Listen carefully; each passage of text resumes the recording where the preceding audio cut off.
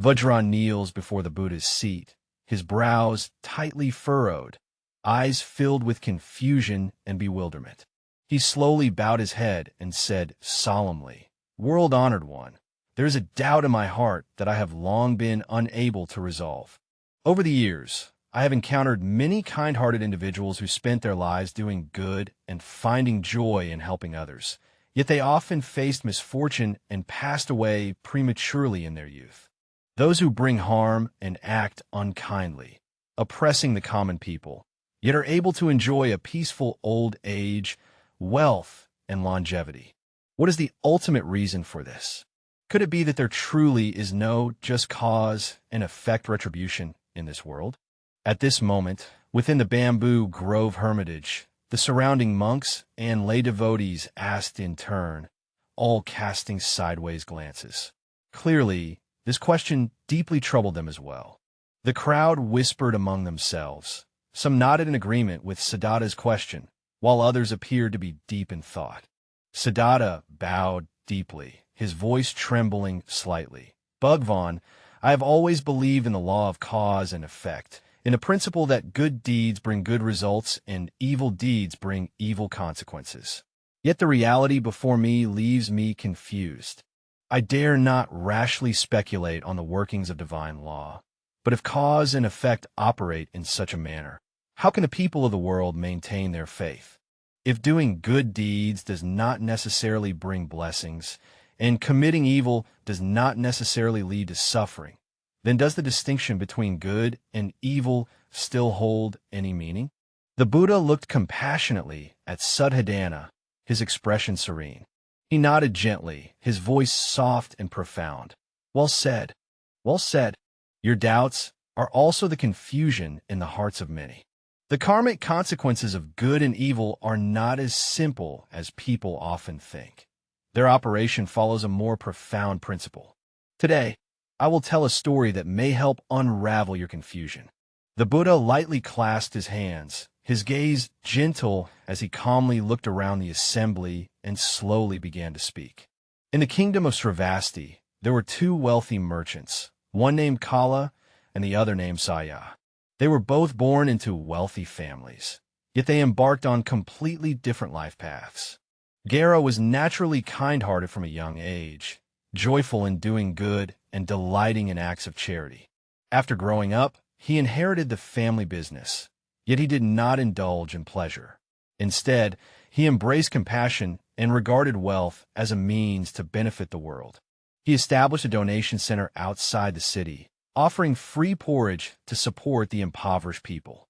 On the 1st and 15th days of each lunar month, he would offer meals to the monks, widely inviting orphans and the elderly without support, allowing them to have warmth, food, and peace of mind. He is willing to shelter all who are displaced and homeless.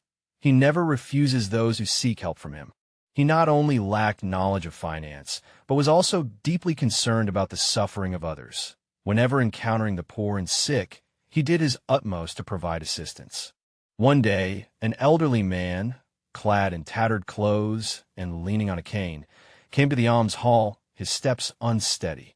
Kara personally came forward to greet him, inquiring about the purpose of his visit with concern. The old man claimed to be a wandering monk and wished to stay for a few days. Gallo immediately arranged lodging for him without hesitation, providing him with hot meals and clean clothes. Unexpectedly, this old man turned out to be a hermit skilled in the healing arts. He saw that many impoverished people in the almsgiving hall were deeply tormented due to the lack of medicine and medical care, so he voluntarily offered to stay and provide medical treatment for the patients. Gallo, filled with great joy, immediately provided funding to build an apothecary and purchased medicinal herbs for the elderly. From then on, the charitable garden not only distributed porridge, but also became a refuge that saved the lives of the impoverished common people. The elderly man was skilled in medicine and cured many difficult and complicated diseases, while Jaluo carefully studied by his side and gradually mastered the principles of medical science. Not only did he fund the purchase of medicine himself, but he also persuaded other wealthy merchants to donate funds for medical aid, even going so far as to exhaust his own wealth, all to ensure that more people could receive treatment. Meanwhile, in another part of the city, the snake lord led a completely different life. By nature, he was miserly and solely profit-driven, building his fortune through usury, specifically exploiting the poor and oppressed. If someone is overdue on a debt, they will send people to demand repayment, going so far as to seize their fields and properties, and even reduce them to servitude. Many common people in the city lost their homes and lives due to inability to repay debts. The poor became poorer, and the rich grew richer. His wealth accumulated more and more, his home growing increasingly luxurious. The mansion adorned with carved beams and painted rafters, shining with resplendent gold and jade. Yet his heart grew ever colder, seeing only gold and silver in his eyes, oblivious to the suffering of people. One year, the young son of Shay fell seriously ill, and despite consulting numerous renowned doctors, none could cure him. It is heard that within the bush courtyard resides a divine healer.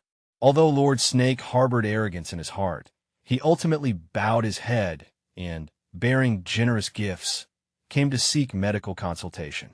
After a careful diagnosis, the elder informed him that this illness can only be cured with a Western medicinal herb Tian Shan, snow lotus. The snake lord, without hesitation, sent people to purchase medicinal herbs at great expense. After the elderly man carefully prepared the medicine, the young child's illness was indeed cured. Shay was deeply grateful and offered 1,000 pounds of fish as recompense. But the elder smiled calmly and said, "Saving lives is the fundamental duty of a healer. It is the act of giving wealth to help others that constitutes true merit and virtue." Although Shay spoke little, he took note of this matter quietly. He originally believed that only wealth could buy everything in the world, but he never expected that there would be such a pure-hearted person who, not for money, but simply wished to help save the world. Although he still adhered to his own business principles, his perspective on the monastery and the alms hall had changed. Time flows onward, and a plague suddenly strikes the nation. As the epidemic spreads, the common people are panic-stricken, and many fall ill without medicine, lying helplessly on the streets. Kara and the elders showed no fear, tirelessly treating the sick day and night, even converting their own estate into a medical facility to accommodate those with severe illnesses. As the number of patients increased, Kuroka was almost sleepless and tirelessly busy, running around everywhere, personally preparing medicinal decoctions, administering medicine, and providing treatments. However, prolonged exertion and frequent contact with patients caused Garo to contract the plague as well. He had a high fever that would not subside, and his body grew increasingly weak day by day. The elder exerted all his mental strength, yet ultimately he was unable to save him. At the moment of passing, Callow smiled as he gently grasped the old man's hand and weakly said, "I have no regrets in this life. Being able to save sentient beings is the greatest merit and blessing." Before the words had fully fallen, he peacefully passed away at the age of only 35. The death of Caro shocked the entire nation. Over 10,000 townspeople spontaneously came forward to bid farewell, their cries resonating through the sky. They could not bear to part with this compassionate benefactor and, in gratitude for his merits, erected a stele in the city in his honor, calling him the Great Benevolent One. Even a box of cold, indifferent snake fruit was sent as a substantial offering. In stark contrast, when the plague struck, Jie chose to flee to another residence with his family and posted notices at the city gates stating that anyone who brought the plague into his estate would be beaten to death with rods. He shut the gates, disregarding the lives of the townspeople, only returning to the city after the plague had subsided. Surprisingly, Jie not only escaped the plague, but also prospered even more, as his business remained unaffected during the refuge. His wealth continued to grow, and he ultimately lived to the age of 90, enjoying prosperity and abundance. Surrounded by many children and grandchildren, he was honored with a grand funeral after his passing. The Buddha paused for a moment, gazing gently at Siddhartha, and softly asked, Siddhartha, have you ever pondered why the destinies of Galava and Sitala differ so greatly? After hearing the Buddha's discourse, Siddhartha felt even more unsettled in his heart. Shakyamuni Buddha. He glanced around and noticed that many devotees also wore expressions of perplexity. He took a deep breath and continued. Since childhood, I believe that good is rewarded with good and evil with evil. Yet now, what I see seems to contradict this. Garo, by practicing virtue and accumulating merit, should rightfully live a long life of 100 years and receive blessings in this world. Yet he passed away at the young age of 35. Is this really the result of doing good deeds? In contrast, the serpent lord, who schemed endlessly and exploited the people, should justly face retribution. But he lived longer than anyone else, enjoying great wealth and honor. Could this be the retribution for evil deeds? Siddhartha's voice carried a trace of excitement, as if the question that had long been brewing in his heart had finally become clear in this moment. His speech quickened, increasingly unable to conceal the inner struggle. The Blessed One, if karmic cause and effect truly exist in the world, why do they not manifest immediately as people expect? Why do we often see wicked people prosper while good people meet untimely ends? If wholesome actions do not bring about positive results, and unwholesome actions do not necessarily lead to punishment, then why do people still believe in causality, karma? Why should one continue to practice good deeds? A trace of confusion and even a hint of sorrow lingered in his gaze. I have seen many kind-hearted people who help those in distress, cultivate themselves, and practice sishing, yet ultimately suffer from poverty and illness, and some even pass away wronged. Yet those who are cruel and greedy can dominate the entire world, enjoying all its splendors. If ordinary people were to witness such a scene, would they not begin to doubt the truth of cause and effect? Some even waver in their faith because of this, believing that good and evil have no karmic consequences, that the universe is unjust, and thus they abandon virtuous deeds, drifting with the tide, and even assisting evil. For a moment, the entire Bamboo Grove Scripture Society fell into complete silence. Everyone held their breath and listened intently, as if this was not only Siddhartha's question, but also a question that had once perplexed the depths of their own hearts. They awaited the Buddha's response, hoping to unravel this age-old enigma. The Buddha gazed quietly at Siddhartha, his eyes profound and compassionate. He did not respond immediately, but slightly closed his eyes, as if in deep contemplation, or perhaps waiting for everyone to truly settle their minds. After a moment, he slowly spoke, his tone calm and resolute. Siddhartha, what you have seen is indeed the common doubt held by the worldly people. How can causality and retribution be judged solely based on the results of a single lifetime? If one only considers this lifetime, one makes a mistaken judgment and thus misinterprets the true functioning of karma. He opened his eyes, his gaze gentle and warm as he surveyed all present, then said, Today, I will reveal to you the deeper dimensions of cause and effect, so you can understand why the world, though seemingly unjust, is in reality orderly and lawful. The Buddha's gaze was gentle and profound. He spoke slowly. Vidhata, the reason people are often confused about cause and effect is because they only see the immediate results and fail to perceive the deeper causes. Karma and retribution are not limited to a single lifetime. They flow like a river through the 3 lifetimes, past, present, and future.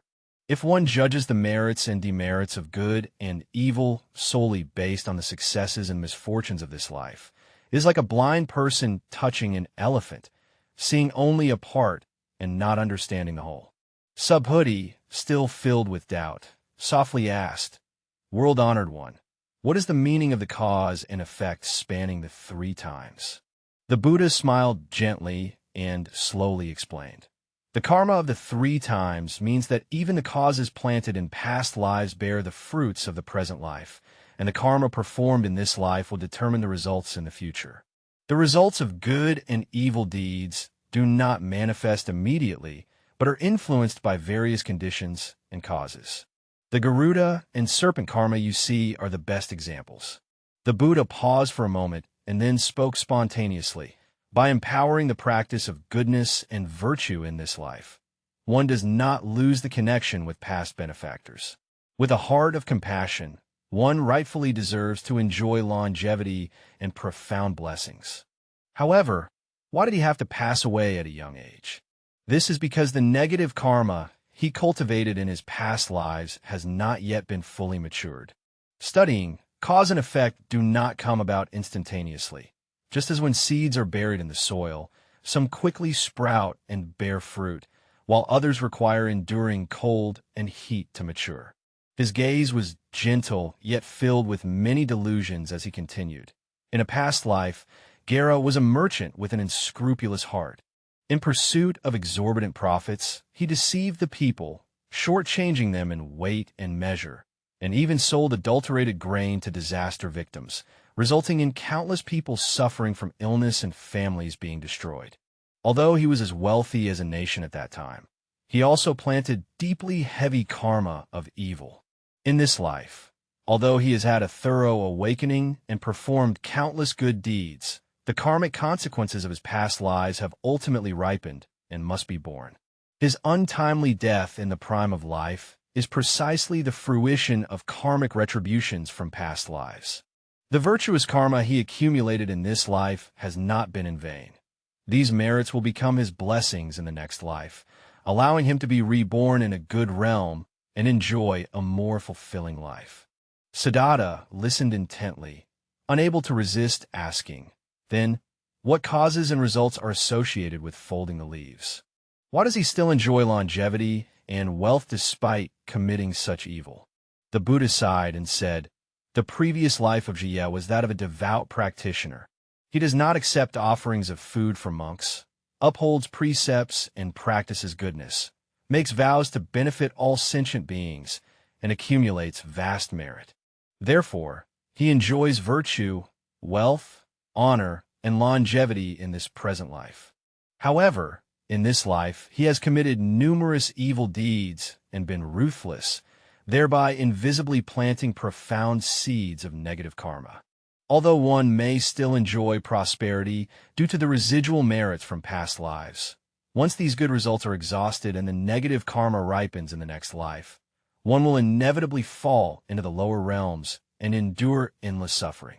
The Buddha paused, his gaze filled with compassion and wisdom, and softly said, cause and effect are like a spinning wheel, continuously in motion, never deviating even slightly.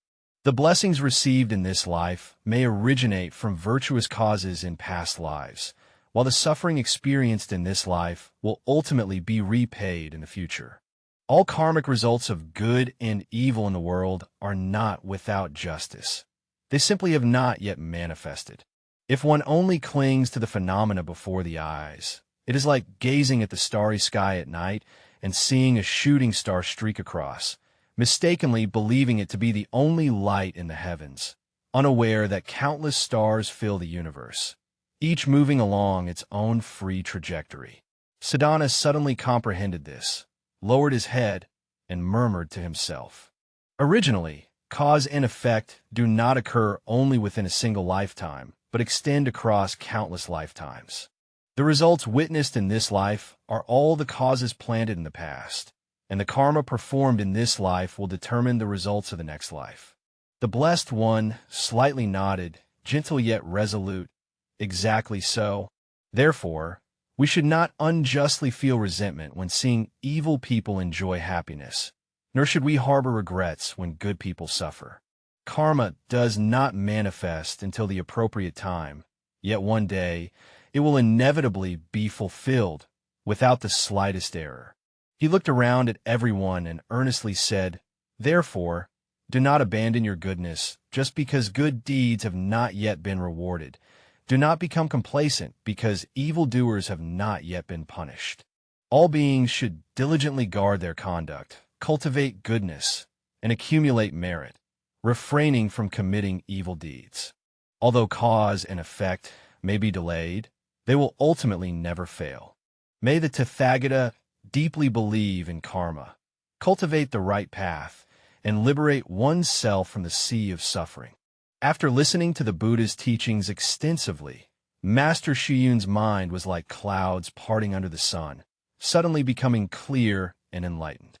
He bowed deeply once again, his voice reverent and resolute. The Blessed One, the disciple, understands that the fruits of good and evil deeds are never mistaken. They have simply not yet manifested. The blessings and misfortunes experienced in this life do not arise from nowhere, but are determined by the causes planted in past lives. The actions performed in this life will shape the results in future existences. In this light, all that we experience is a reflection of our past actions, and our future destiny is also in our own hands. The Blessed One smiled with contentment, his gaze compassionately directed towards Siddhartha and all those present, and slowly spoke, "Indeed, it is so. Although the cycle of cause and effect and rebirth is invisible, is impeccably precise. People of the world, if they only see the rise and fall, fortune and misfortune of a single lifetime, rashly claim the 10 paths to be unjust and cause and effect unfounded. In reality, they are ensnared by the transient phenomena and have not yet perceived the deeper, far-reaching principles. To truly understand cause and effect, one should not merely ask why good people suffer and evil people enjoy happiness, but rather deeply contemplate the results I am experiencing in this life. What causes gave rise to them, and what fruits will the causes I plant in this life bear?" He looked around and saw that everyone was attentively listening, then continued, "If one wishes to change destiny, one must start from oneself. The virtuous deeds you perform in this life will bring light to your future, while the evil deeds committed in this life will ultimately become the shackles binding yourself. If, due to not seeing immediate karmic retribution, one indulges in lustful thoughts, it is like planting poisonous seeds in darkness. Once they take root and sprout, they will bear bitter fruits that consume oneself. Conversely, if one can still uphold virtuous deeds in the midst of darkness, it is like planting the seed of light. One day, it will break through the soil and bear the sweet fruit of blessings." Subhuti slowly nodded, a determined light shining in his eyes. He whispered softly, "From this perspective, those of us on the path of cultivation should not focus on expecting immediate karmic results, but rather diligently cultivate ourselves and practice goodness without seeking rewards, trusting that karmic justice will naturally prevail." The Buddha smiled gently, embodying a warmth and profundity just as such. True wisdom lies not in clinging to the gains and losses of a single lifetime, but in seeing through the long-term nature of cause and effect, transcending personal fortune and misfortune, treating others with compassion, and acting with right mindfulness. Thus, regardless of gains or losses in this life, the mind can remain calm and fearless. Good causes will naturally bear good fruits in due course according to karmic conditions. He paused for a moment, then compassionately said, "Everyone, be aware that cause and effect do not deceive, and the cycle of samsara never ceases. May you all take this as a mirror, respect the law of cause and effect, eradicate evil and cultivate goodness, remain unperturbed by temporary fortunes or misfortunes, steadfastly uphold the righteous path, widely engage in wholesome deeds, and ultimately attain liberation and freedom, transcending the suffering ocean of samsara." Siddhartha, deeply prostrated and sincerely said, "Exalted One, I have received your teaching. I will surely remember what I have heard today and faithfully put it into practice. No longer obsessed with the immediate karmic results of good and evil, but instead sincerely cultivating wholesome causes in the heart, diligently practicing without cessation, seeking no reward, only wishing for all sentient beings to attain blessings, while oneself also plants pure and wholesome karmic seeds." Upon hearing the words, all present bowed their heads to eat in silence, cultivating a sense of tranquility and nourishment in their hearts. The Buddha's wisdom nourishes their hearts like nectar. They understand that causality and rebirth follow their own natural laws, that good and evil actions inevitably bear consequences. True practice is not about expecting immediate rewards, but about abiding in the present moment, cultivating mindfulness, performing wholesome deeds for the benefit of others, and using wisdom to view all gains, losses, honor, and disgrace in the world. Thus, even amidst the ever-changing winds and clouds of the world and the unpredictable fluctuations of fate, their hearts remain as tranquil as a still lake, fearless of any disturbances.